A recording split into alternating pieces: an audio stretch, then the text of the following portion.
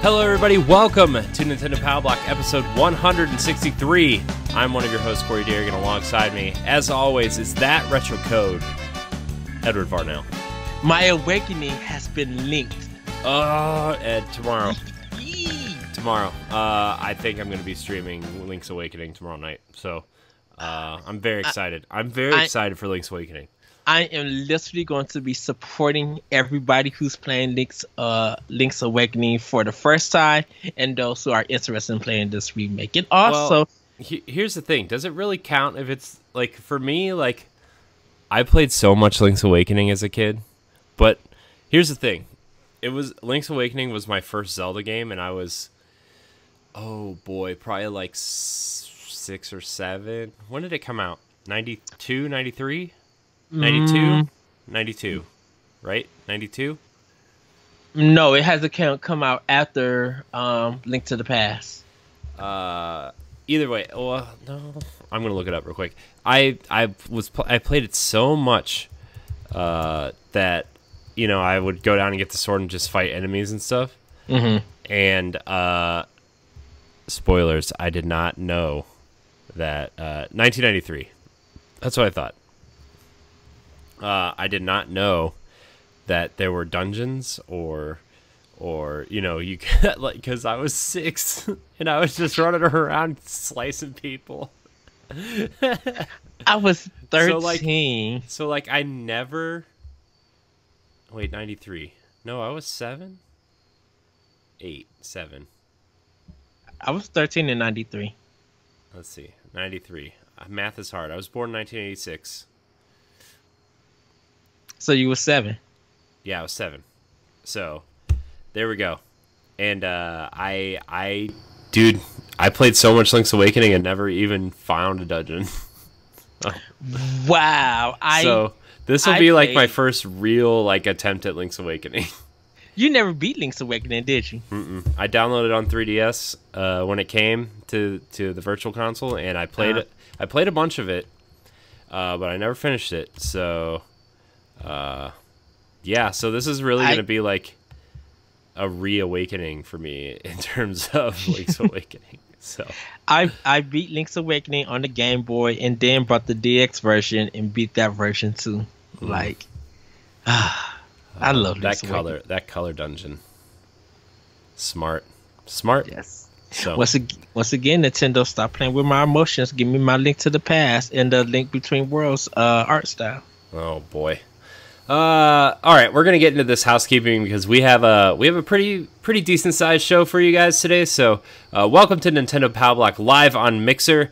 You can catch us live every Thursday at 9 p.m. Eastern Time for about 90 minutes or so, where we talk about Nintendo, stuff we're doing in our lives, and all kinds of other stuff. If you can't join us live, no big deal. You can find Nintendo Power Block on YouTube, Spotify, and your favorite podcast apps every Saturday at 7 a.m. Eastern Time in edited form, as well as CodenameneX.com, NerdsGoneRogue.com, and CoreyNHD.com. Make sure you stay tuned for the after show where Ed and I will attempt to play classic video games after the show for about an hour or so and take questions, talk to the Mixer chat, all that good stuff. You can find me on Twitter at CoreyNHD713 and Ed at ThatRetroCode, and check out our network of content on CodenameneX.com, NerdsGoneRogue.com, and CoreyNHD.com. We're going to jump into the cartridge slot. The cartridge slot is what we talk about. We talk about what we've been playing, and then we talk about the games that are coming out this week. So, Ed, I'm going to start with you. What are you playing on Nintendo Switch this week? So, played Super Kirby Clash. Really enjoyed it. It's a really nice game. Wait, what? Super Kirby Clash. It's the free to start game. Oh, that free game, the Kirby Monster Hunter style game. Yes. It feels different, a little bit floaty, but it feels like a Kirby game because Kirby games are kind of floaty at times. Oh, so it's easy and painful. A little bit. I actually got to play online. Me and Corey were testing some things out, but it didn't work, and so I had to try to figure out why what was going on with my online stuff. I happened to get it fixed, so we'll definitely see after the show how it goes. But I was able to jump into some other people's games and play it, and it was kind of cool. It was really, really fun. I thoroughly enjoyed it. Like I said, it's a free to start game, and I think I'm gonna keep it on my Switch. I think this is a really cool game that anyone could jump in and learn how to play. And I think the more you play and the more you buy stuff and you progress, the better you'll become. Played a little bit more Torchlight 2, getting further into that. Also tried the online thing with that. I was able to get online, but wasn't nobody joining me, or I wasn't able to join anybody. So it's kind of weird on how that goes, but it works. Definitely still playing Astral Chain. Got a little bit further into it. Are you enjoying Astral Chain? Yes, I really am. Gameplay wise, it still takes a while to learn. But I'm definitely enjoying it. I think I'm more here for the story than I am for the combat. And the reason why I say that, I think because it's not so it's not so dial-in combo heavy.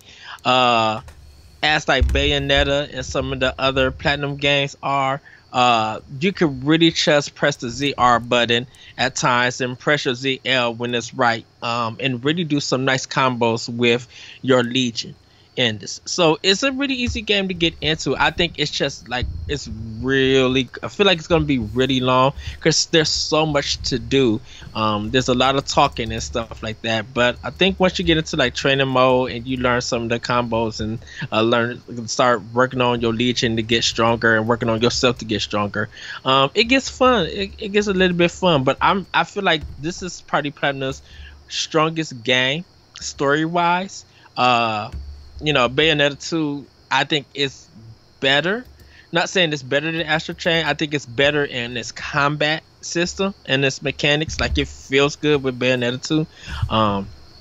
But yeah, Astral Chain is a really great game. I think it deserves its Game of the Year nomination, for it. So another one that I've been playing is Final Fantasy 9. Enjoyed that. Working my way through the first disc. And almost done with it. Street Fighter, the 30th anniversary collection, was playing not Third Strike, Street Fighter Alpha 3. Because I just felt like doing playing the fighter. I feel like when it comes to Street Fighter, there's like 47 Street Fighter games in between 2 and 4, and none of them are Street Fighter 3. But it's so weird because 3 only has 3 versions of them. Only 3 versions, guys. Only 3 versions of Street Fighter 3, guys. Only 3. Hey, Third Strike is the best. Third Strike is the ultimate. Dude, I played Third Strike like mad on Dreamcast. Like, my skill on Dreamcast allowed me to be better at the arcade. Like, I was no joke. Akuma, that's my guy. Even though Ryu is still my main. I thought about busting out my Dreamcast and streaming some Dreamcast games this week because of the 20th anniversary. Gosh, dude. See, like, I'm like, okay, like, I get like the Super Nintendo is like, 20-something years old and the NES is 30-something years old. Mm-hmm. But like the Dreamcast, when it turned 20 years old, was the first time I was like, man, I'm old. The Dreamcast is 20 years old. That was my that was my third system that I brought, because my first system that I brought was a GameCube. Then I brought a PlayStation 2. Then I brought a Dreamcast. Oh man, I remember when I got my Dreamcast. I got my Dreamcast and GameCube within like 3 months of each other.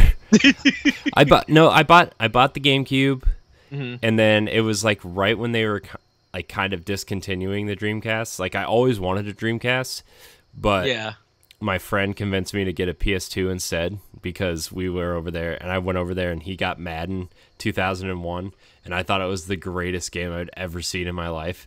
And Madden convinced me to get a PS2 and instead of a Dreamcast, and I was like, man, I really want a Dreamcast though.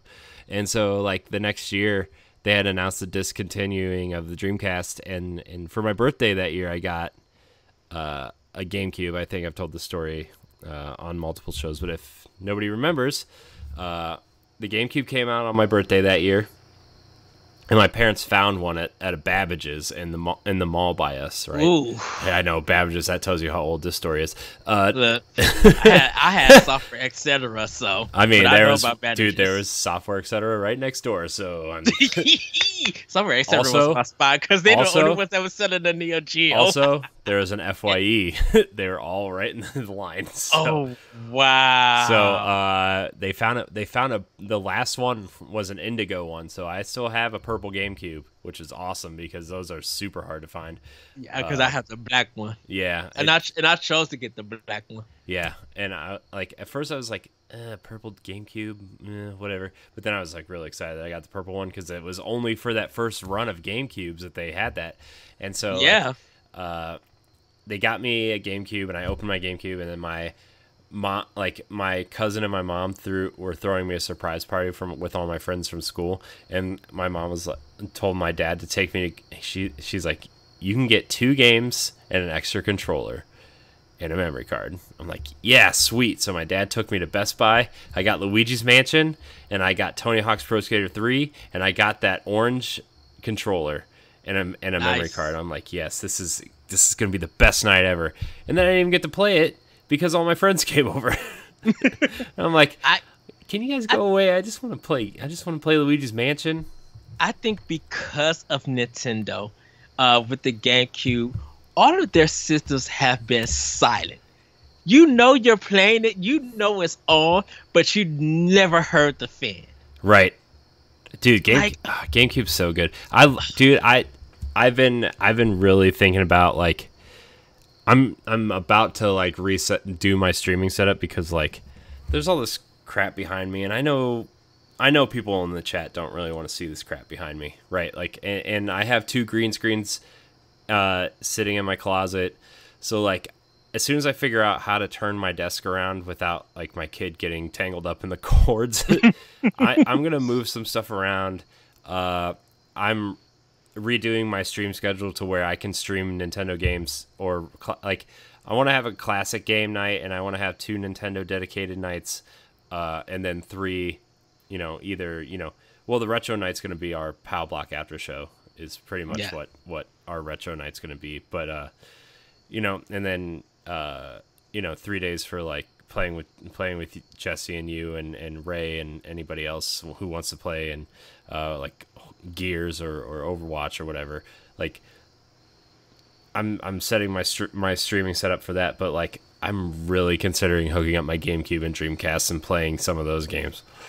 Like Dreamcast was the arcade system, just like the Neo Geo. When you pop in Crazy Taxi for the first time, and like the Offspring just starts going off, like I was watching the cutest thing happened with my kid the other day, right? I was watching the Giant Bomb 20th anniversary Dreamcast stream, and they were playing Crazy Taxi, and I got it in my head, and I was like, because like when you load up Crazy Taxi, it brings up the title screen, and it's like, yeah, like the Offspring starts singing, and then I was like, yeah, and then Riley just starts going, yeah.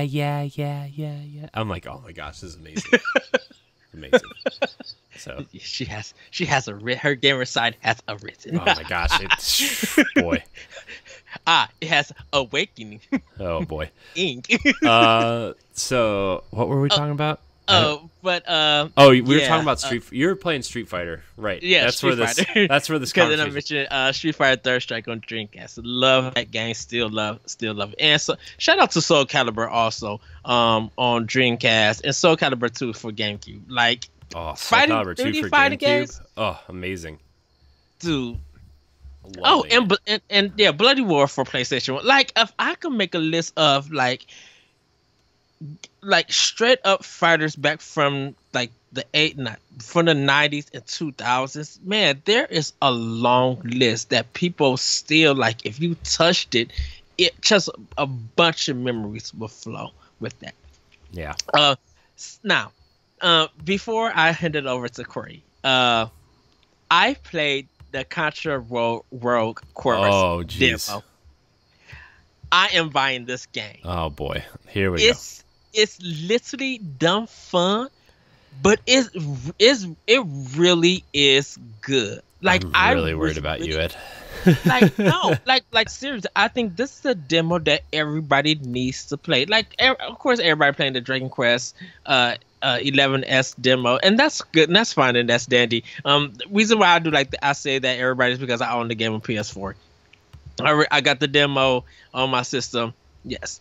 But I think people looked at the Contra Roll course, laughed at the graphics, thinking it's just like, oh, this game is ugly. And I'm just like, for the style they're going with the art and the gameplay that's in it, like, they're two separate things. And I feel like it really gets you hooked. Like, it wants to be a twin stick shooter, but it's not. Mm-hmm. And yet, because it's not a twin stick shooter, it literally works. Oh, and boy. and the demo's not too long. It's like probably about 35-45 minutes. It gets to the part where you see the little skull thing coming out. And people seen it in the trailer, where it goes kind of like you're not first person, but you're not first or you're third person, but you see your character and you're looking straight up at the skeleton, and then it ends and be like coming soon and stuff like that. I had a ball with this demo, and I really like, moving around, dashing, and like it really keeps you thinking and keeps you on your toes. That you really got to move forward. And I hope to play this 2-player or whatever online with somebody who's willing to play with me. Like, I really enjoyed this demo. This may be the best demo outside Daemon X Machina that I love. Interesting. And that's saying a lot.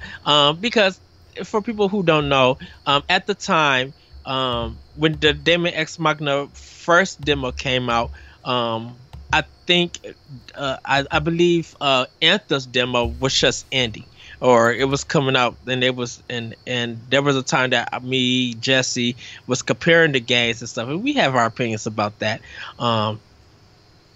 But it was just like, yeah, I was leaning more to the Daemon X and just having the fun and like enjoying this game, and that's kind of how this Contra Rogue Corpse is.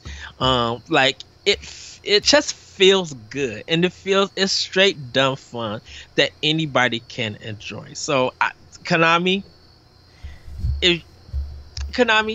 I'm glad that you're coming back in a right way. I think you making these crazy old school and maybe you'll make some new school stuff, modern things that people can really respect and enjoy. I think your reputation may get back to being accepted and respected. Like I still love Konami, and between with him and Kojima, that's that over there. Like, they gave me the Contra collection. I'm happy about that. People played the Bomberman game on Switch, and thoroughly was impressed and enjoyed that. Like, shoot, I didn't mind the Bomberman game on Switch. I liked it quite a bit. Like, was it great? No, but it was Bomberman. I mean, it felt like Bomberman. I thought it was a little bit too expensive for what it was, but I mean, it's come down in price since then. So, shoot, dude, when that first came out, it was like almost the hardest thing to find. Like, everybody was buying the Bomberman. I know, it was super hard to find because remember when I was looking for it and I messaged you, and you were actually going to send me a copy of it at one point, but we found a copy. We're good to go. Bomberman. Yeah. So I think people who own the Switch, like, I think give the Contra Rogue Course a demo a try. If you don't like it and you still want to have your opinion and voice your opinion, you have every right to. I personally thoroughly enjoyed it, and it's a game that's on my list to get. Like, I really, this demo impressed me and it shocked me, and I can't wait to play more. So that's pretty much what's been in my cartridge slot. And last but not least, of course, Super Metroid. Play some more of that. Nice. So. Nice. let's see, what have I been playing? I've been playing a little bit more Fire Emblem. That game is still probably gonna end up being my game of the year at some point. So I really like that game, man. I know like some people have their opinions on how they treat relationships in that game, but like I really love that game, dude. It's so good. It's so polished, and the story in the second half of the game is so good. Like I'm probably 60 hours in now, and I mean I'm still just grinding away because I don't want any of my characters to die, right? So that's where I'm at. But it is so good, man. It is. Can I say it's sad that how we both we both love Fire Emblem. We both like really thoroughly enjoyed it, and it's just sad that Ultimate Alliance 3 didn't stay with us. It's like in our backlog, and I think it's probably one of the things that we'll get back to when we need to. But like all of these other games that came out has like taken our time. Well, the thing too is like Mario Maker is also that game for me, right? Or like for like at the end of June, I was super into Mario Maker. I was making levels, and you guys were playing them and everything. It was so awesome, right? And like then Marvel came out, and I had an extra voucher, and I was like, I don't really want to play Marvel, but I'm having a good time, right? Like Marvel's pretty decent, and so I downloaded it, and I was like, man, I'm really liking this game, right? And I played it for about a week and a half until Fire Emblem came out, and then Fire Emblem took over my life, and haven't touched either of those games since. And it's been like, man, I really want to get back to Marvel because it was really good, and the X-Men DLC is finally out, and like, you know, like it's got good hooks in it. I just, you know, and I heard people talking about it the other day where they were like, oh yeah, I'm trying to get all my characters up to level 100,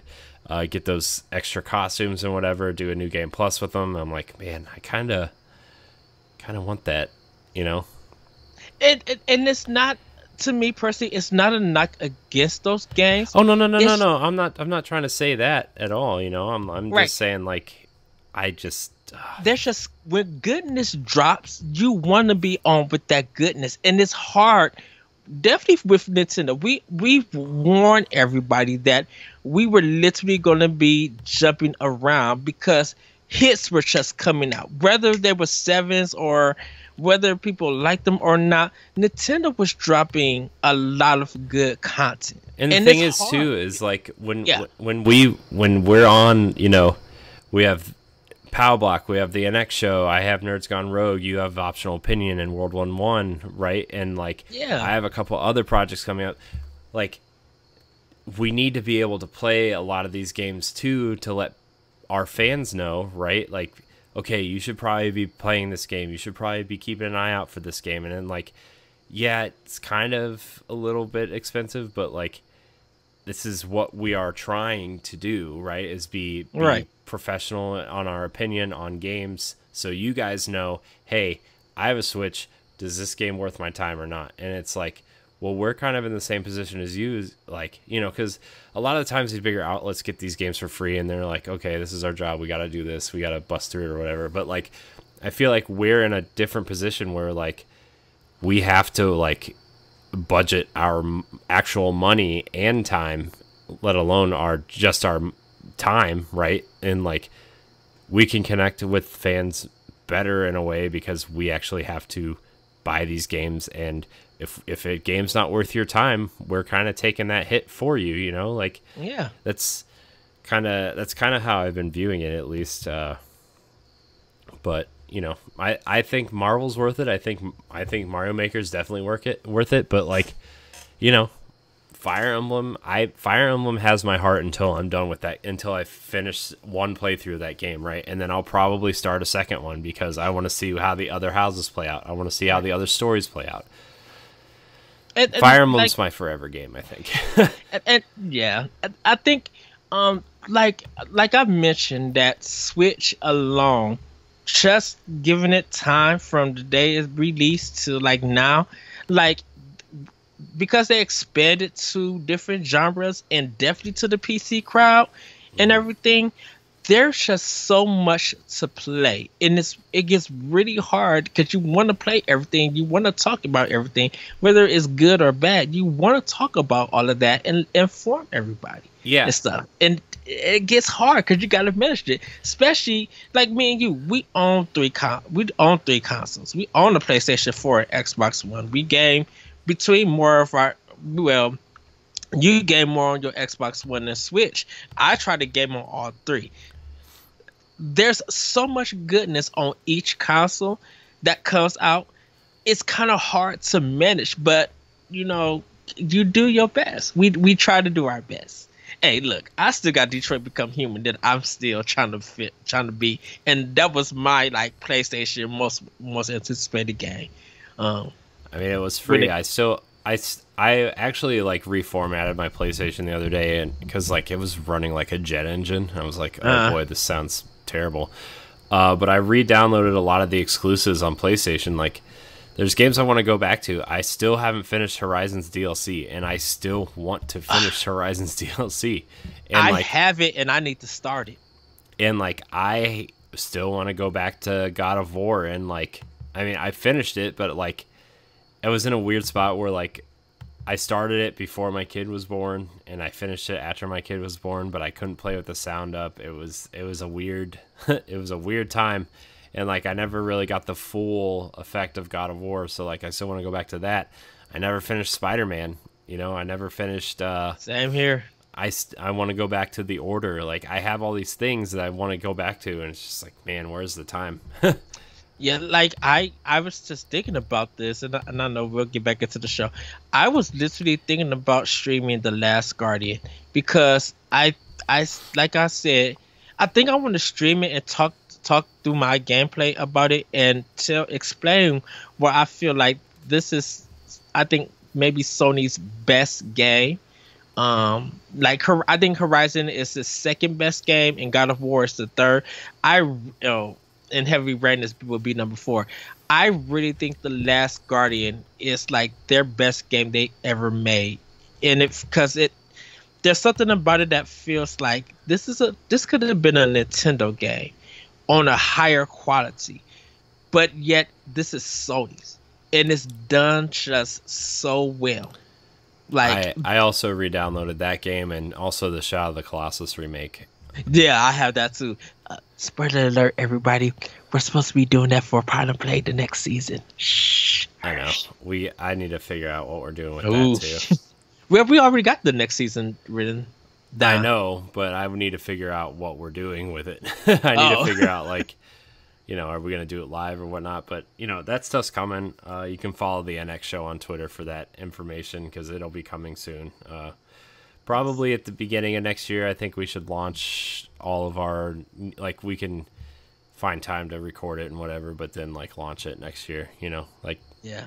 So, but anyways, back to what I've been playing. Yes. I played a little bit of Smash. I've been trying out Banjo. Banjo's pretty cool. I'm not sure how much I like him as a character, but I don't know how much. Like, I still find myself going back to other characters, so I don't know yet. I'm trying with Banjo, but I've also reinserted the Xenoblade Chronicles 2 cart into my Switch. Because I think that's a game I want to play on stream.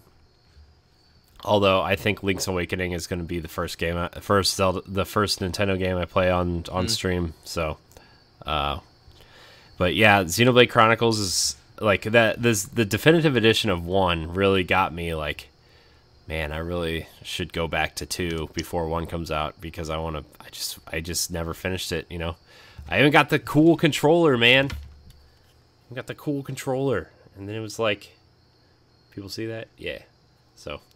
I know Ed has it too. It was it's a very cool controller. So that's yes. I've also been dabbling in the Super Nintendo stuff, but not enough to really talk about it. I'm trying to save Super Nintendo stuff for our after show. So that's really it in terms of Nintendo stuff. I've been trying to work on the websites again because they seem to like really just hate me on WordPress. Like, no joke, man. Every time I like try to fix something, 5 other things break, and I have to go in and fix it. And it's super annoying, dude. It's like every post, like, to give people reference, right?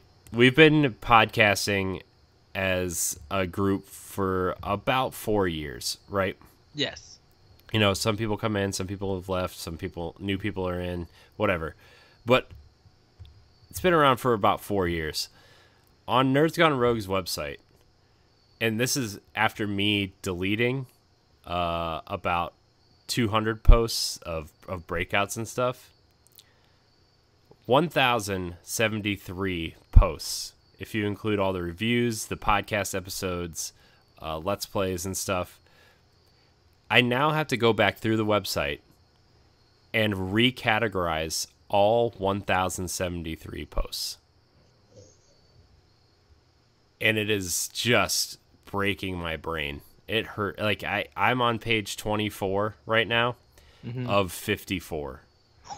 And I've been working on it pretty much since when I walk in from work at night, I take a shower, I make dinner, and from the time I walk in the door to the time I sit down to work on this to the time I go to bed, I've been working on it since Sunday, and it's just ugh.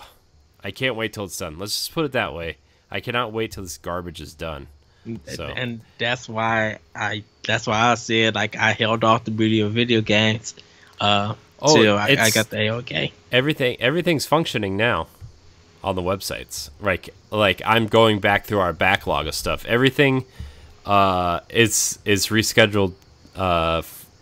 Everything from the last year has been reorganized and redone. So everything is good to go to keep posting future stuff. Mm-hmm. It's just I'm doing our backlog of content now, and it's just my head hurts. I'm gonna be honest with you. But that's kind of all I've been playing. I will have a lot more to talk about next week because of Link's Awakening. I will be streaming Link's Awakening tomorrow night. I'm so excited for Link's Awakening, dude. Man, it's gonna be awesome. Yes. So, before we get into the news, I want to talk about what is coming out this week on the Nintendo Switch. The eShop drop is what we're calling this. So, the major highlights this week are obviously Legend of Zelda: Link's Awakening. It's coming out. If you're listening to this on podcast services, all these games are already out. If you're watching live, most of them come out tomorrow. So, Link's Awakening, Dead by Daylight is coming out. Ni no Kuni, Wrath of the White Witch Remastered, which, if you are an RPG fan, must buy. I would say, if you've never heard of it, look it up. It's really, really cool. Yes. It's Studio Ghibli did all the animation and stuff for this game. It's really a really pretty game. Contra Rogue Core came out this week, which Ed has some pretty high praise for it. Lego Jurassic World is the other major game, has been ported to Switch for $40. So if you like the Lego games, here's another one for you. Also on the eShop, the Untitled Goose Game is out for $20. That's a pretty crazy game where you walk around the game as a goose. So yes. Sayonara Wild Hearts is also out for $12.99. And a dreamy arcade rhythm game where you are on cool looking motorcycles and dance battling each other. So yeah, they've been saying the soundtrack, like, this probably about soundtrack of the year, like, nominated. Like, as a pop synth soundtrack, this is really, really good. Yeah. Puzzle Quest is also a free to start game on the Switch that was really popular on 360 and PS3. Is now making its way to Switch. So there's your heavy hitters on Switch. Also, Star Wars Jedi Knight 2, Jedi Outcast also comes out on Tuesday. If you are listening to this live or within, And there's also for you racing friends, Grid Autosport is out, and a controversial game that I still kind of enjoy, Devil May Cry 2. Yeah, those are other games that are coming out as well. So, yeah. So let's get into the news, Ed. Yes. Pretty slow news, but pretty important news. So we're gonna start with the first one you sent me. I'm gonna put these two together. So the first one you sent me, a rumor, Switch port specialist Virtuous is believed to be working on an Alan Wake remaster. So that's pretty interesting. Might be coming to Switch. According to YouTuber Dr. 81, best known in recent times for uncovering evidence that The Witcher 3 on Switch was coming to Switch prior to the official announcement, a LinkedIn profile for the former lead software engineer at Virtuous reveals the developer has been working on an unannounced AAA action-adventure remake featuring destructible elements. There's a wild theory now that this game could perhaps be a remaster of Alan Wake, as it supposedly ticks all of the above boxes, and that might even be coming to Switch. You see, Remedy Entertainment, the original developer, recently acquired the rights for Alan Wake from Microsoft, and in a statement to GameSpot not long ago, revealed it could bring the game to different platforms. So, pretty cool. I mean, I think a lot of people... I think Alan Wake is a cult hit for Xbox fans out there. Remedy is a pretty prominent developer, I would say. I think a lot of people... I think they have like a cult following for their games. You know, Quantum Break for Xbox was I would say it was pretty well received, but didn't sell well. Same with Alan Wake, and their latest title, Control, seems to be doing pretty well on the Xbox, so and PlayStation also. So, yes. I don't think Switch is going to get it. I really don't either. I feel like this is kind of a stretch, to be honest with you. Remedy, I don't think has did anything. It's once again that Insomniac thing where Remedy hasn't done anything on Nintendo. So I don't think they're a company who's looking forward to putting their products on Nintendo. No disrespect to Remedy, that's their decision and everything. I mean, if it makes sense for them, like I feel like they would, but I feel like Alan Wake is just one of those games that has come and gone, and it's, to me, Alan Wake screams of Mirror's Edge to me, where like the hardcore fans want a sequel really bad, but I don't think anybody else really cares. You know, like I think Jesse really likes this game. Yeah, he does, but I don't care about Alan Wake, to be 100% honest with you. I have it on because I think it came along with Quantum Break, and I went and got the 360 copy for the backwards compatible. So I just need to start it and everything. I have nothing against Alan Wake. I don't have nothing against Remedy. I thought Quantum Break was a really great game. Looking forward to Control when I get a chance to pick that up. I just think that if Remedy and Virtuoso was going to do anything for Switch, I think they should try to make like a new IP. I think Remedy should work with them, and they come together to make a new IP, small little kind of game, put it on the eShop, charge $30 for it. Yeah, and like if they're all about production and telling these stories and everything, I think Remedy can do it, but I think they need to just kind of lower themselves to be like, you know what, let's make something very artistic that will fit well on the Nintendo Switch, and let's see how that does.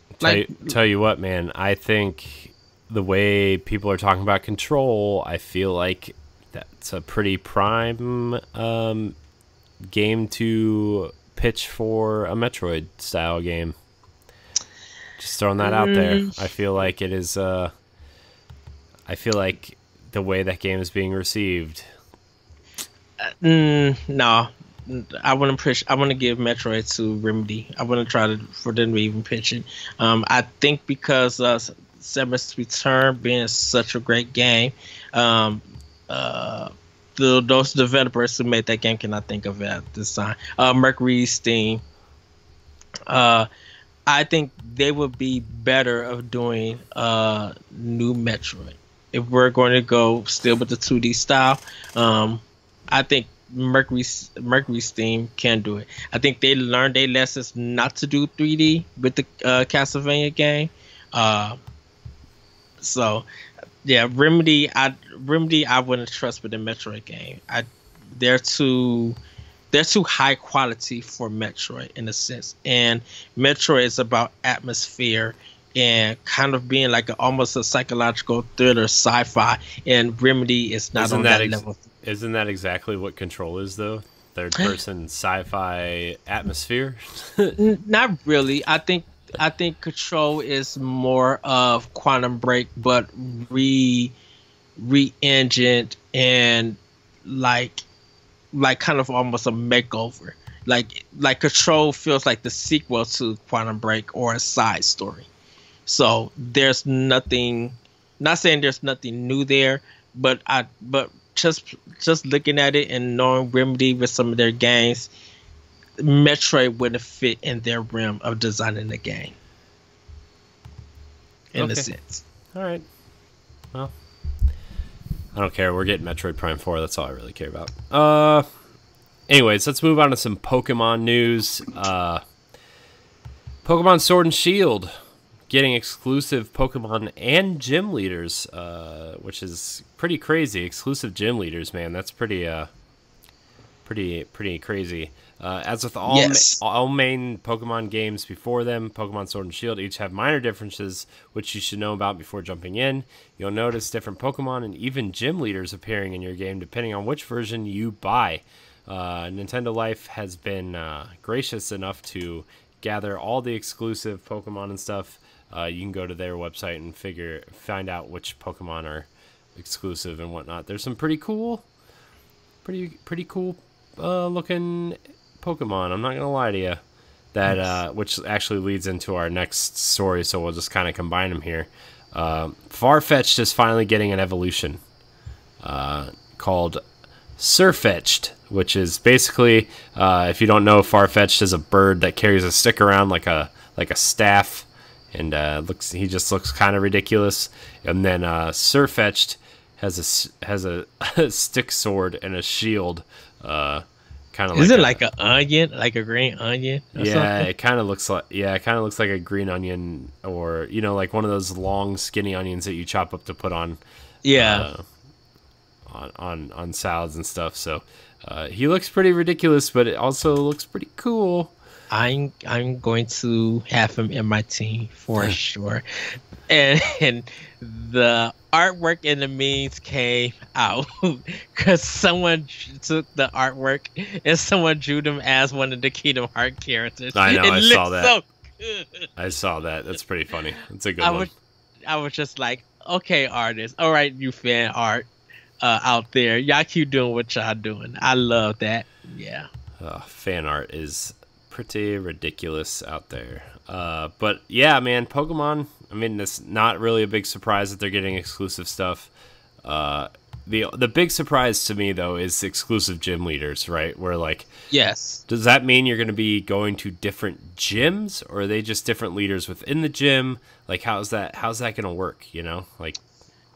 I think I just hope that if we go to different gym leaders, that they have different powers or different like if you're playing sword, your goal gets a dark gym leader, but if you're playing shield, your goal gets a light gym leader. Yeah. Like you'll never meet those gym leaders unless you're playing the other game or you're visiting another player's town and both of y'all go to that gym. Or you were able to go to that gym and fight that gym leader. Maybe. I don't know. We'll see. The more, like, I don't know if, like, I know I'm going to get one of the versions, but, like, it's just one of those things, man, where it's like, Pokemon has always been super fascinating to me and always extremely difficult to get into. For me, since like the last one I played all the way through was Gold and Silver, right? Mm-hmm. And that was the last kind of like major Pokemon thing for me. and it's just like, man, I don't know if I really want to sink that much time into it. And I don't know. It's just the collection aspect that's like, I got to get them all, and I don't know if I have the time to do it. So why do I start it? You know, it's just me. Just me though.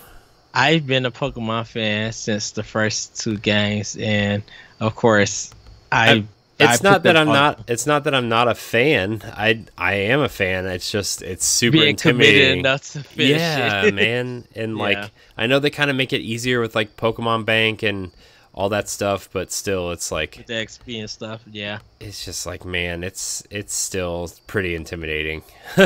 So, I do think this game looks really slick, though. I like the region. I like a lot of the changes they're making. I like how you can have super giant Pokemon fight each other. So, I really cannot wait. Like like I said, I'm buying Sword and Shield, like because since we get paid extra in next month, I'm just gonna take $130 out just in case and be like, this is money for these games. Give them to me. Fair. You know, it's fair. All right. Why don't we get into some of these questions? Yes. We're going to get in the question block here. Remember, you can email us at nintendopowblock@gmail.com or check our social media threads to give us your questions. Also, if you're watching live on Mixer, you can come into our chat and ask questions, and we will try to get to the questions in the chat as well. Make them good. Do not make them trolly, because we will not read them. So our first question comes from longtime fan Deshaun Malone. He asks, as of right now, what are Nintendo Switch's top 5 must-have games for each of you? Do you want to go like 5, 5, 4, 4, 3, 3, 2, 2, 1, 1? Yes. I mean, I'm pretty sure our number 1's the same. But all right. Why don't you go with your number 5, Ed? Okay, so definitely my number 5 would be Dead Cells. Oh wow, that's surprising. I think because Dead Cells is such a great game that you cannot deny its phenomenon of people waiting to get the physical version.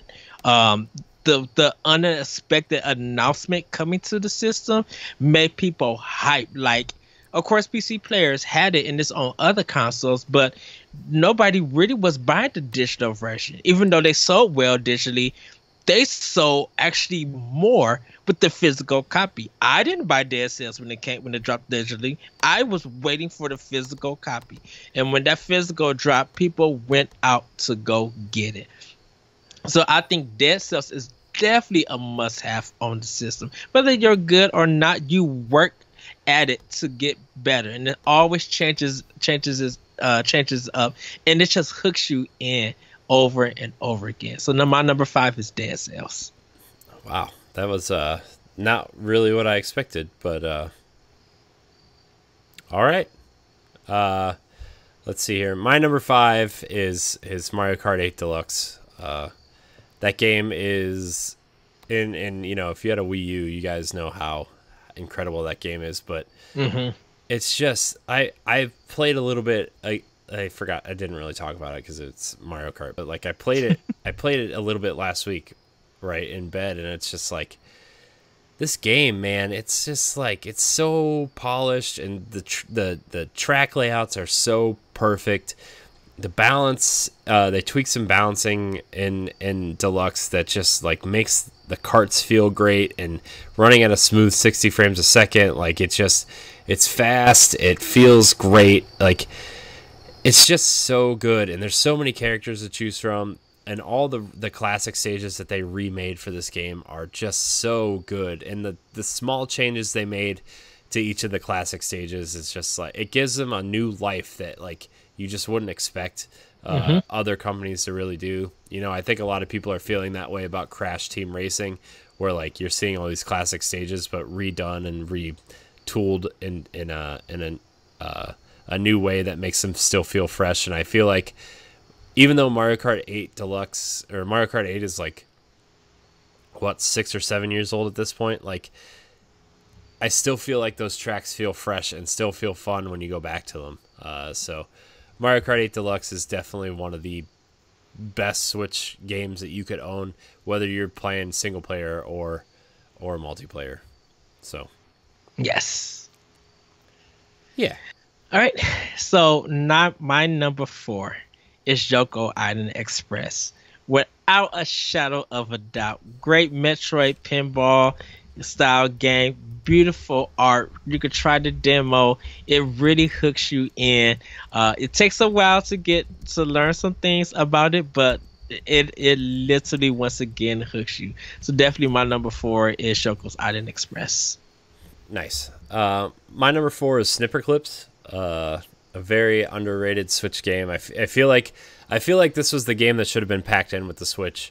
That they should have showed off. It's the perfect way to show off what the Switch can do. You know, you pop off the Joy-Cons, you slide the little slider shoulder button things on.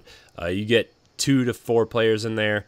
It's just a fantastic multiplayer game that will build relationships, tear them down, all within seconds of each other.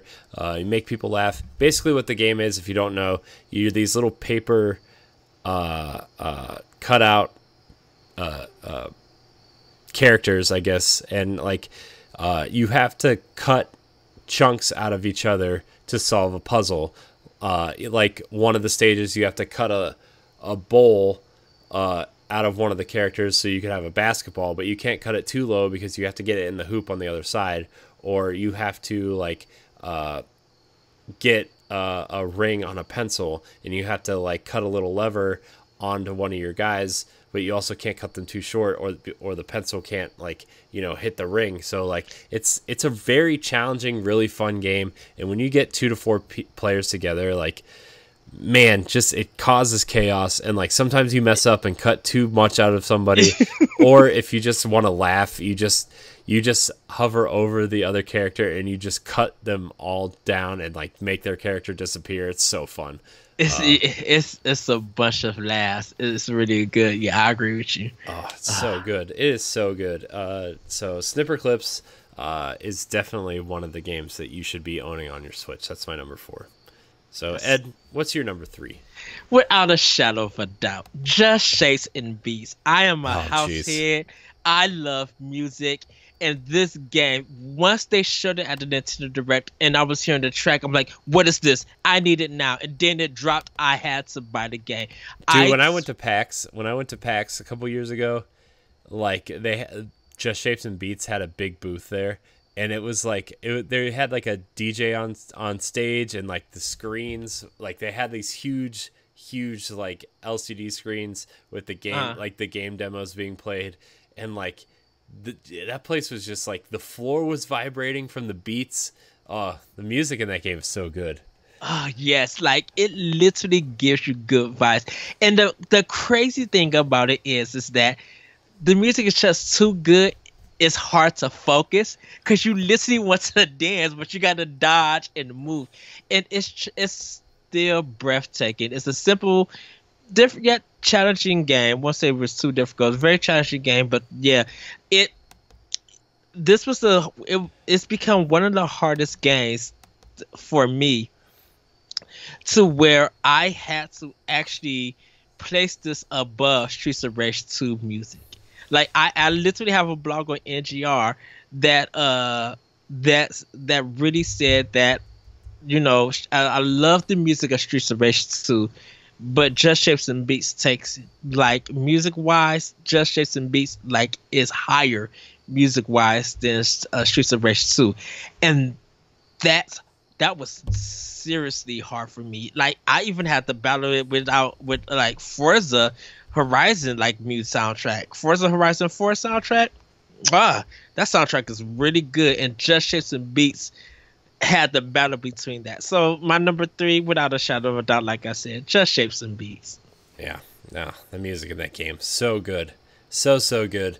Yes. Even if you don't want to like play the game, if you're not interested in shmups or rhythm games, like at least YouTube the soundtrack, because it is so good. So my number 3, You know what I'm about to pick, Ed.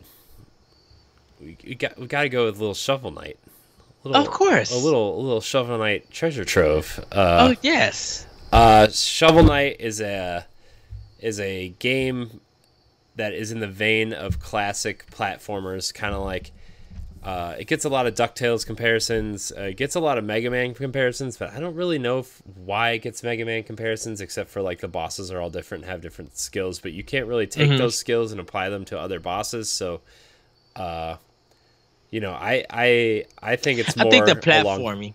I think that's the yeah, platforming. that's true. It does feel a little bit like Mega Man in that sense, but it's a 2D, a pretty challenging 2D platformer, especially the second half of the game. Super challenging.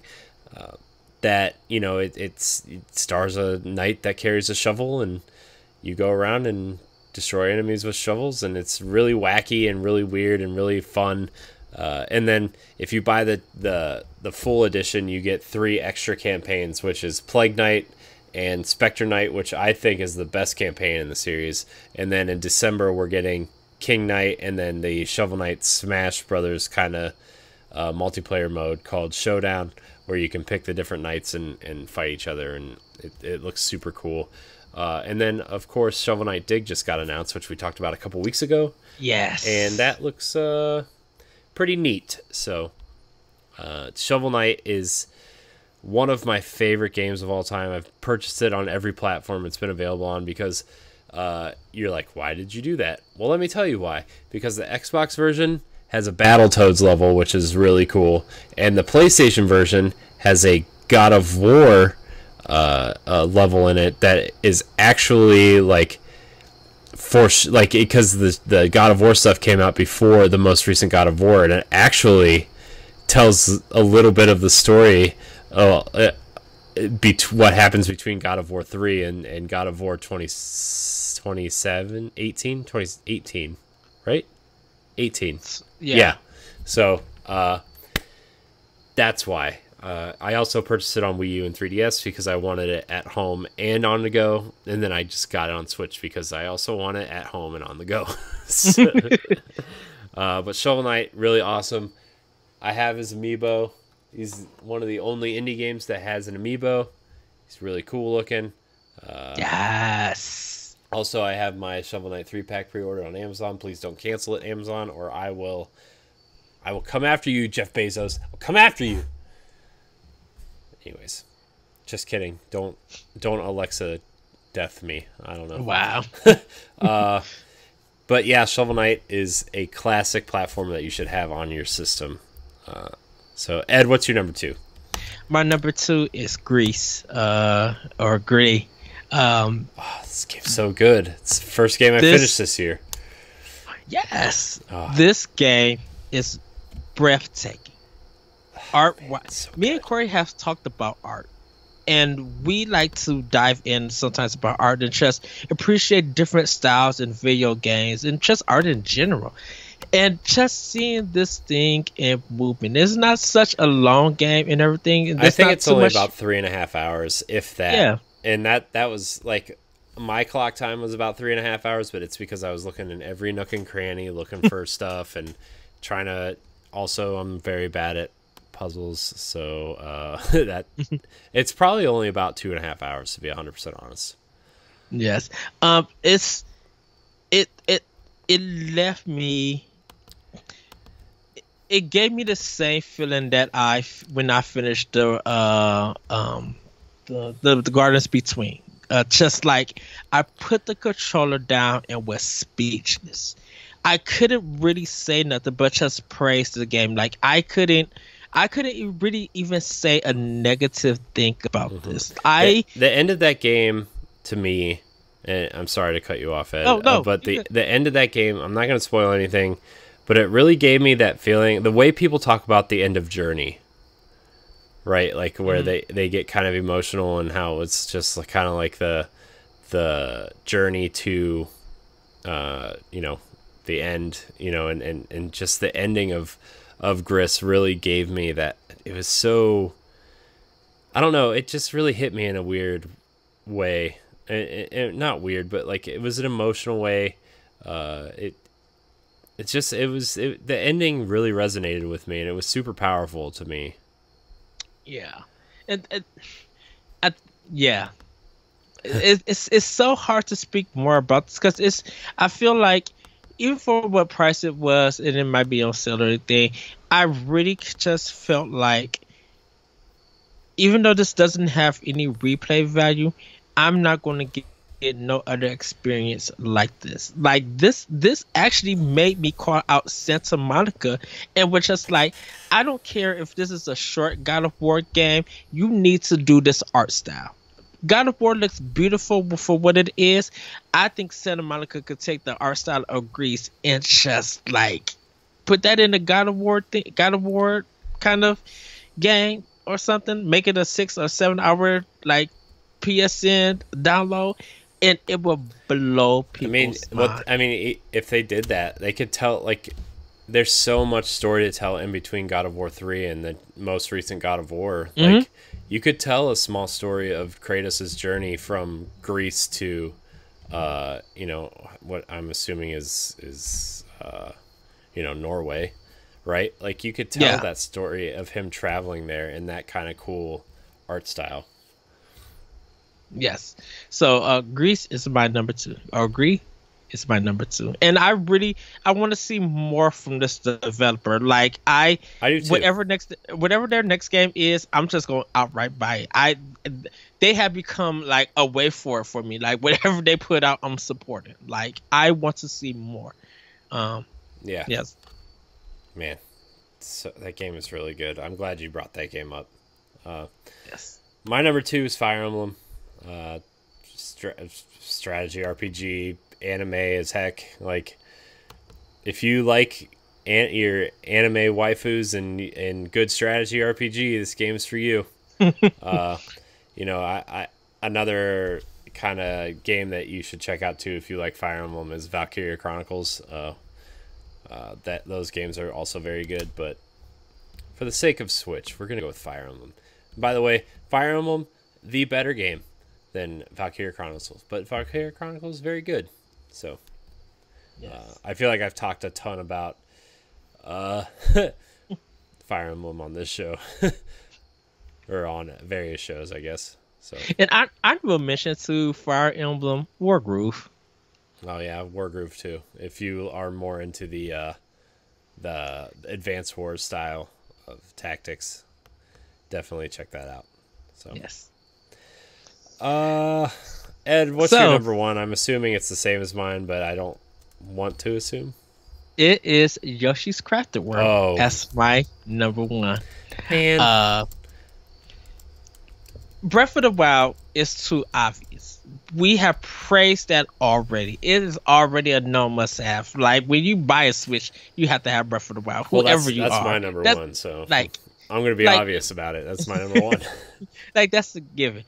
Yoshi's Crafted World, like I talked about this on the Index show. Like I've been pausing the game, making pictures, throwing it on Twitter, throwing it on Facebook, laughing at the graphics, the challenge, and everything. Like everything in that game is so creative.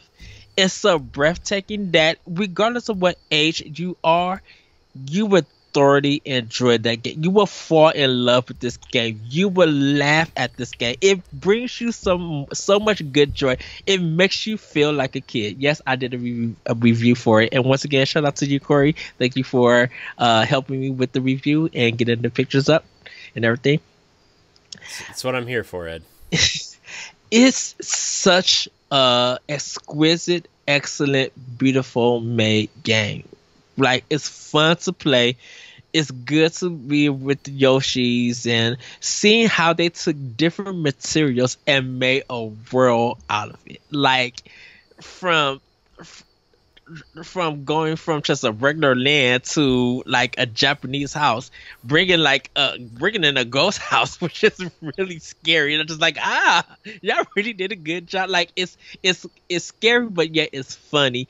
And like once again, one of my favorite levels is a bathtub scene. Like how they took literally a bathtub and just put all of these arts and crafts stuff in it, and it's it feels so flawless and fun that it made me like every time I look at Luigi's Mansion 3, I think of Yoshi's Crafted World. Like I can't help because Luigi's Mansion 3 is another must-have. I already know like that game. I can't wait for that. I mean, look, this conversation is going to be totally different in like 6 months anyway, right? Yes. I mean, or 3 months actually.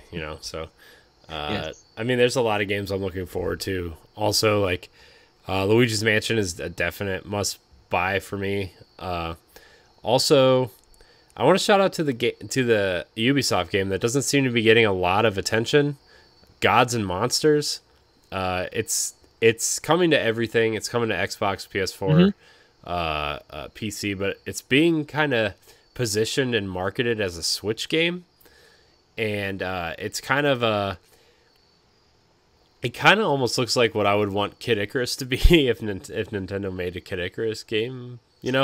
I agree with you. It's got a Breath of the Wild-esque style to it, mixed with a little bit of Assassin's Creed Odyssey, where it's kind of like this big open world where you go take on mythical monsters with magical powers. Pretty much what it is. So if Nintendo made a Kid Icarus game, this is exactly what I would want them to be. And now I'm like, Nintendo, where's Kid Icarus? Why are you letting Ubisoft do this Kid Icarus game? Right. What if you just gave Ubisoft? Why don't you just let them call it Kid Icarus Gods and Monsters and make it an exclusive? I'm just throwing that idea out there. A couple $1 million exclusive. Just Yes. I mean, Ubisoft already made the best Star Fox game we've seen in 25 years. So I mean, why not? I can't argue with that, can you?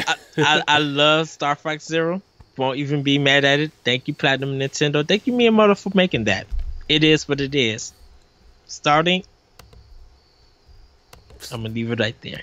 But Corey, tell us by Breath of the Wild. It's just Breath of the Wild is just so good, man. It's just and I've marinated on this for a long time, and even still go back and forth, saying like I don't know if it was the hype of the Switch and this game, but like I don't know if it's just my love for Zelda or like what I wanted to see change from Zelda, but Breath of the Wild really hit all the right notes for me at the right time. I wanted a game that I could sit down and play through, and I played 225 hours of that game. I got all the Korok seeds. I went through and got all of the shrines, all of the powers, leveled up most of the outfits. Like, it's a game where, like, if you want to do the main story, you can go do the main story. If you want to check out what's over here, you can go over there and you'll find a shrine, or you'll find some monsters to fight, or you'll find some kind of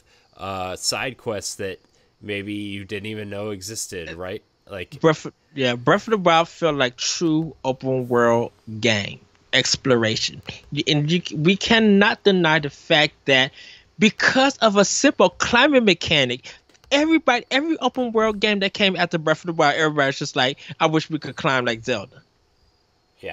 Yeah. I mean, look, as much as I love Horizon, right? Like I played that after Breath of the Wild, and it felt dated because like it still had the cliffs with like the white chalky outlines that you're like, okay, I can clearly climb that rock, but I can't climb that one.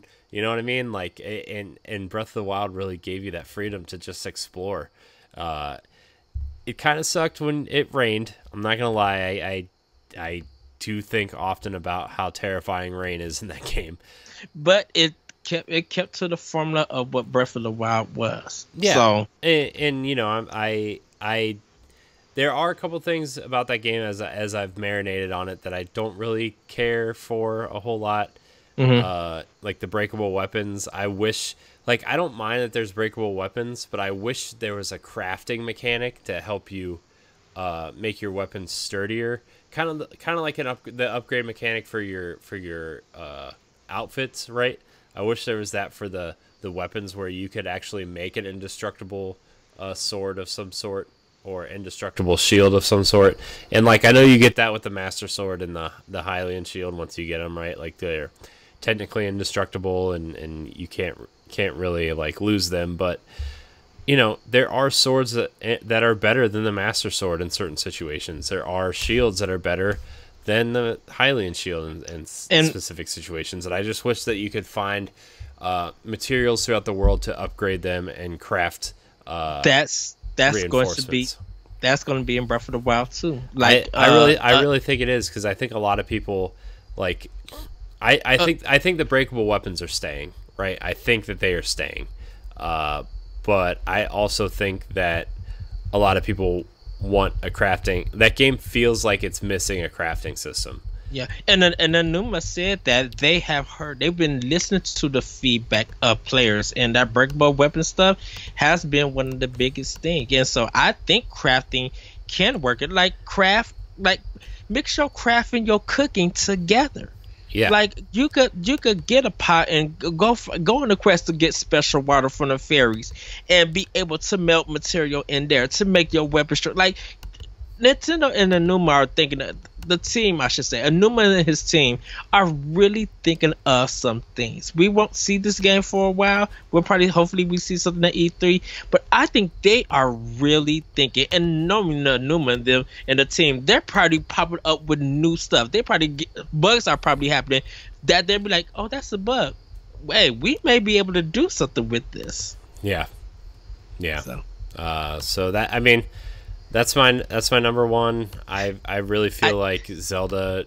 It's the best selling Zelda game, so I know a lot of people already own it. But like, if you haven't played it, like, it's definitely a game. And I understand why some people don't like it. Right? There are people out there. It's okay to be wrong, but like, I know there are people out there that don't like it, but I still think it's one of those games that deserves to be played and just see how the mechanics work with each other and how the upgrades work and everything. Like, it's just a phenomenal game. The art style is amazing. So it's my number one. Man, so good. Last but not least, this is me and Corey's without a shadow. This is our great budget title that needs to be on your Switch, without a shadow of a doubt. Corey, you would definitely have to agree with this. We cannot argue about this. Hook. Oh yeah, Hook. Everybody should go buy Hook. It's literally on sale right now for 99 cents. And I'm sure if so Hook, and there's other games that are made by the same developer. There's one called Circuits, which is essentially the same thing. But Hook is basically lock picking the simulator, and you basically just have to unhook all of the rods, and then like they disappear once you unhook them. And it's man, Hook is a fun, fantastic game. It's so good. Yes. Oh man, I turned so many people onto that game. It's just amazing. Corey talked about it the moment we got done with the show. I was buying that game. Dude, it's 99 cents. Come on, you can find that in your couch. Just saying, just throwing that out there. But anyways, I guess we get to the next question here. Yes. Our last question of the evening, unless somebody in the Twitch chat pops in with one, Mixer chat. Dang, I said Twitch chat. Sorry, we stream the NX show to Twitch, and I have that open. The Mixer chat. Ashley Davidson writes in and says, how does Nintendo's 2020 lineup prep them for battling PS5 and Scarlet? What games are you expecting to see next holiday? I think we answered this on the NX show. Like, we've had this question. Yeah, I feel like we have. Okay. I feel like we can expound a little bit more on here, because I feel like, we know what's coming to Scarlet and PlayStation 5 for the most part.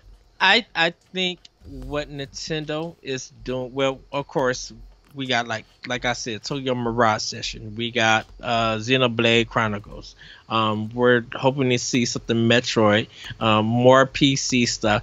I think in order for them to battle battle Scarlet and PS5, I think, this is going to sound very crazy, so just hear me out.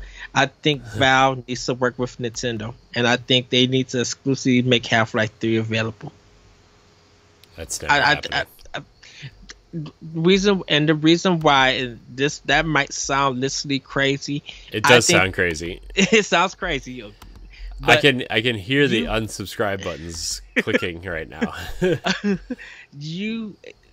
Ed, you saying that has dropped me to 3 followers on Mixer. You will literally have the focus still stolen away from Microsoft and Sony. Nintendo wins by stealing your focus. Like, you could be hyped for Scarlet, you could be hyped for PlayStation, but if Nintendo steals your focus of featured games and stuff, that's going to make their content worth valuable and more wanting to the people.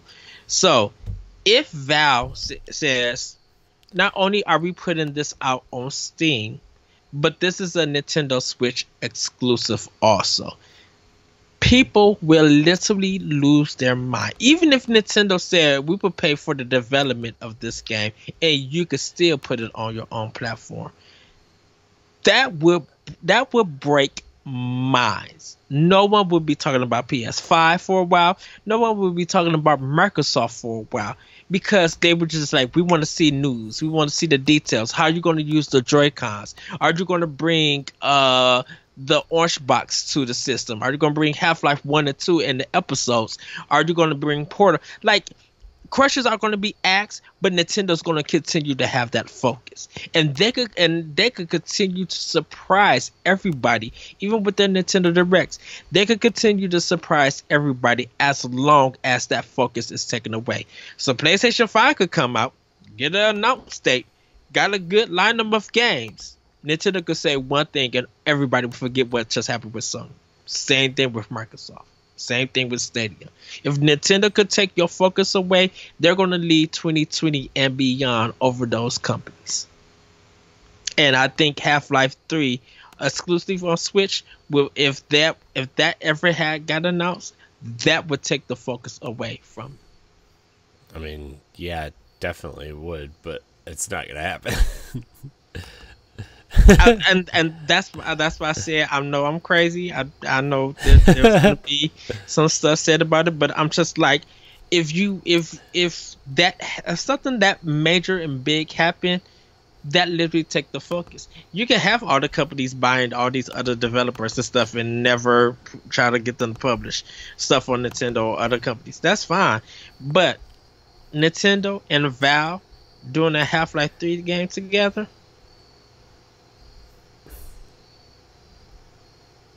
Come on now.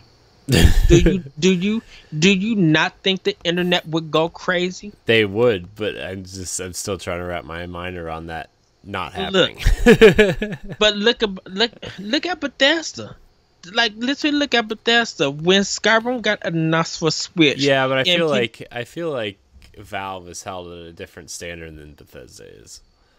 Right, but like when Bethesda took the focus away from the other companies and was putting their games on Switch, look how Bethesda really got so much praise, and Nintendo was getting so much praise, and all of these developers were coming out. Look how big the Microsoft, when Microsoft announced Ori, let Nintendo put Banjo-Kazooie. Look at the focus that got away from them. Look how, even with crossplay with Minecraft and stuff, like, look how much of the focus went straight to Nintendo and everything else got ignored.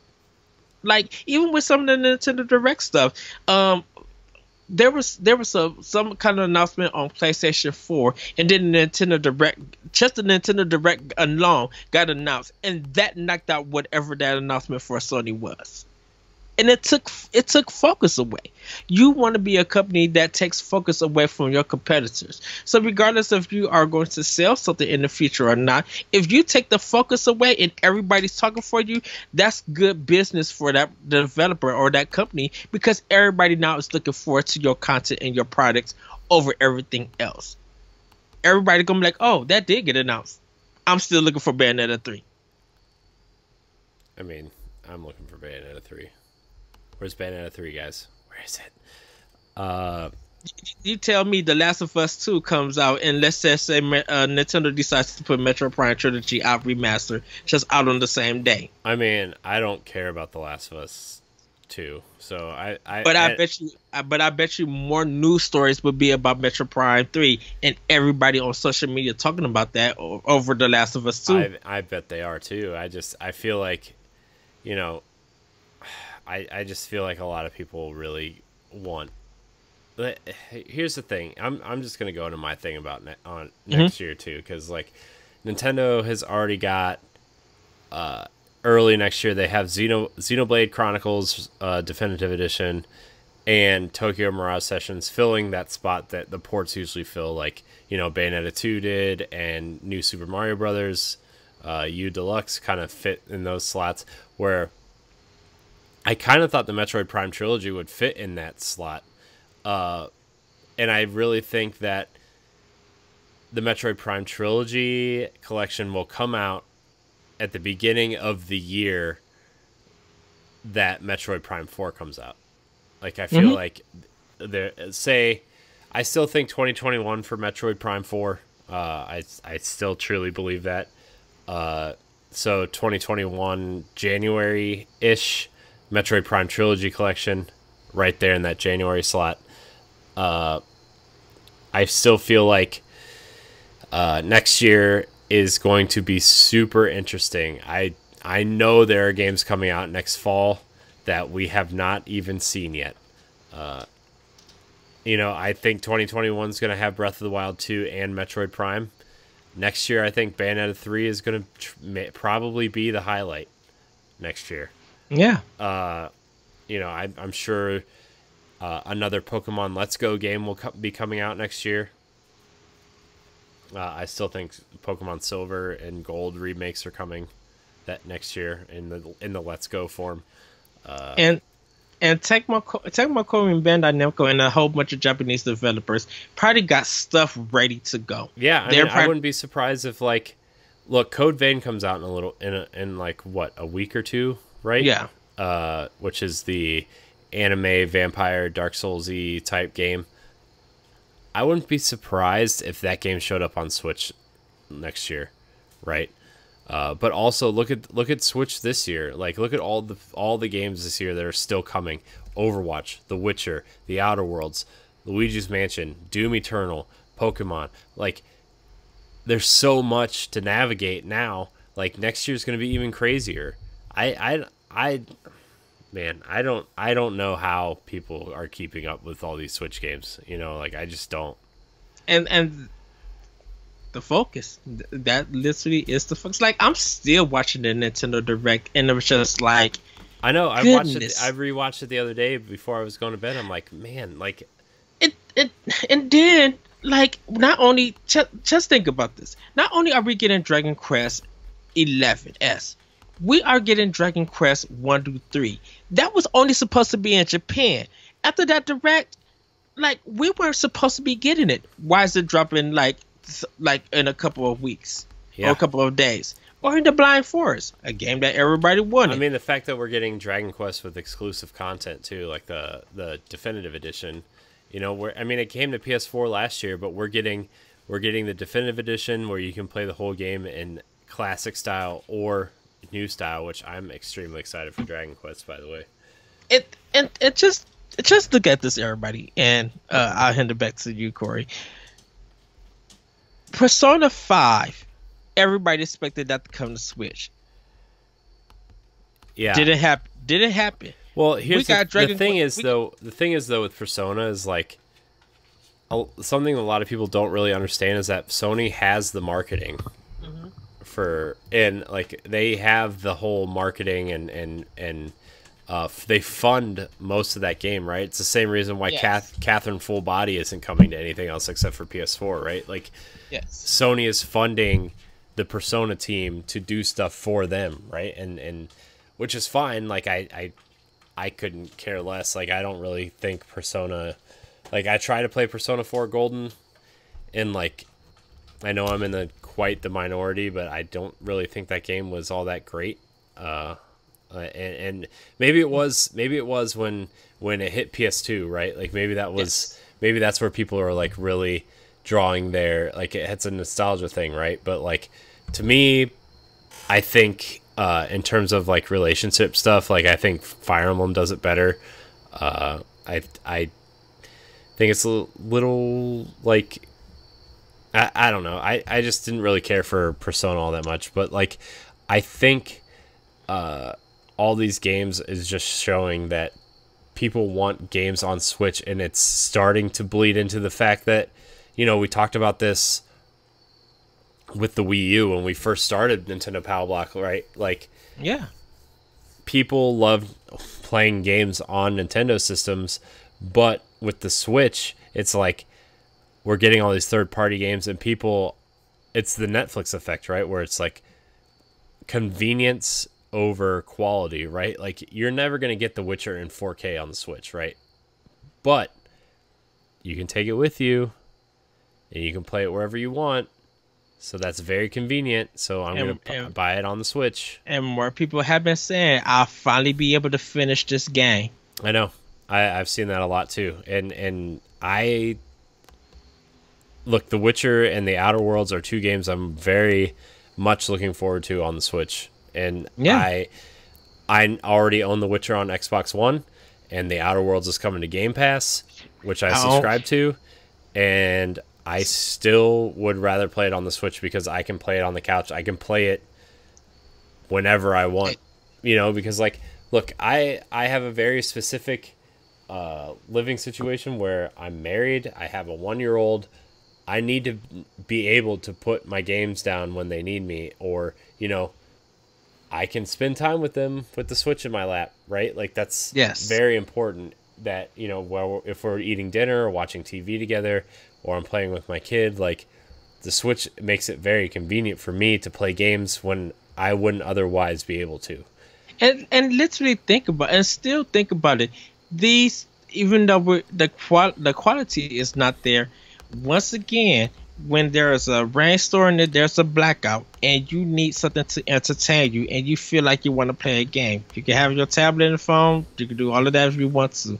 But I'd rather have my Switch and my Pro Controller or Joy-Cons and be able to play The Witcher 3 in the dark. Yeah. If I can.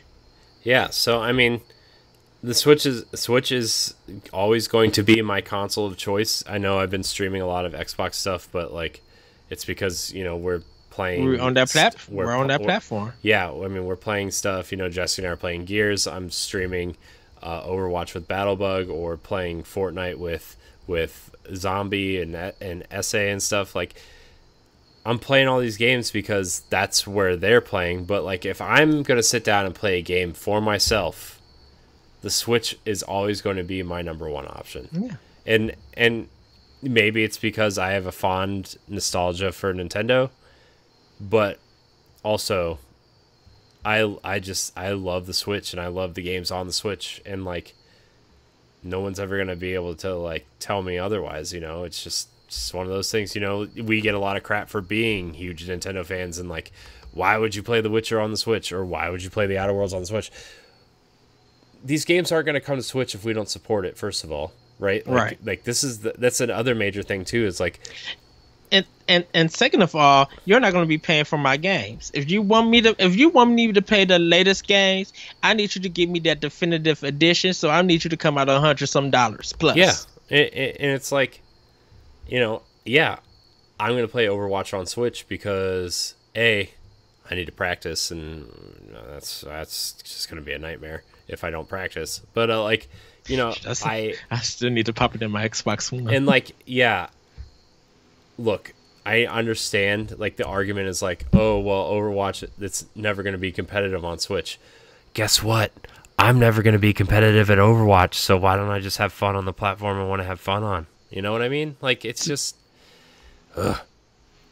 It amazes me that people still want to be competitive on Overwatch, and then I just see how many complaints and how stuff is unfair and unbalanced. So it's just like, well, y'all, if this is what competitive Overwatch is, y'all can keep that.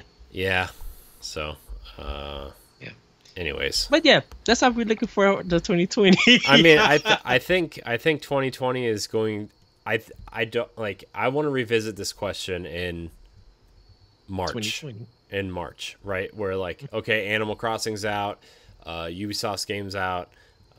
we got the remakes out of the way. I want to see that direct in February about what's coming during the summer, because Nintendo's the only company that puts games out during the summer now, apparently. So I still think we're gonna get Super Mario Odyssey 2 next year. Like, I really believe that we're gonna get another Mario game next year. It's been 3 years. They know how to pump out Mario games.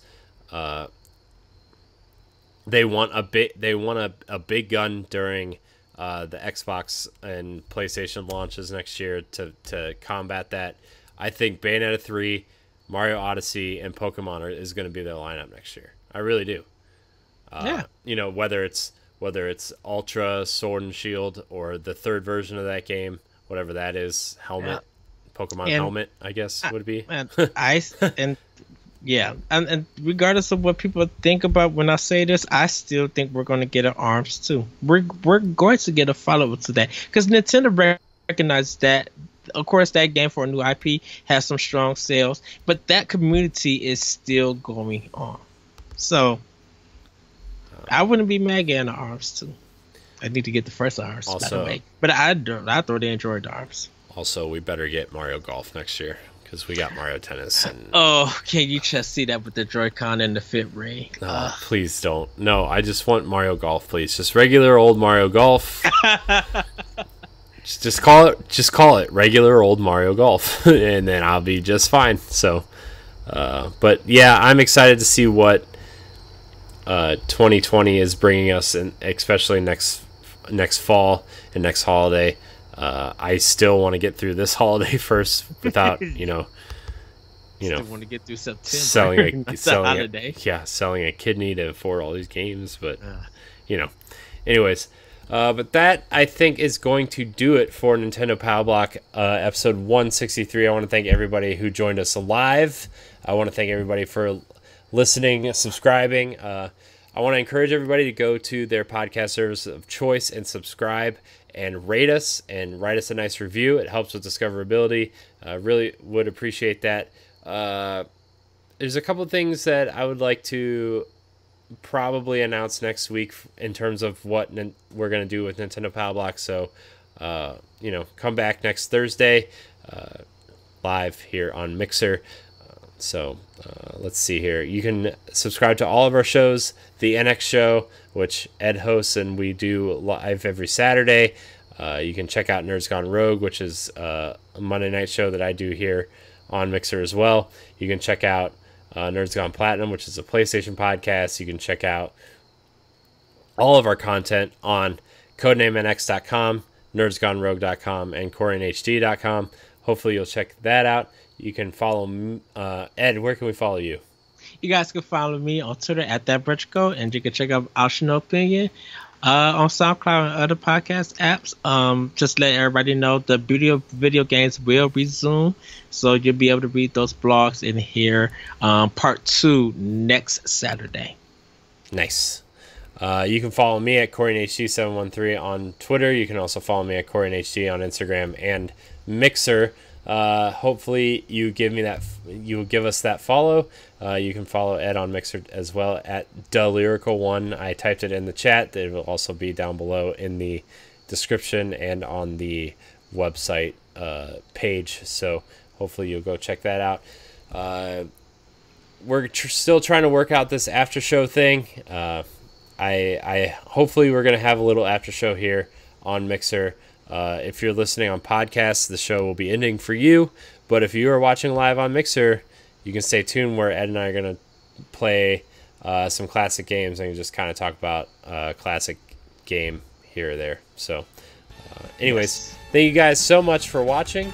And until next time, we love you.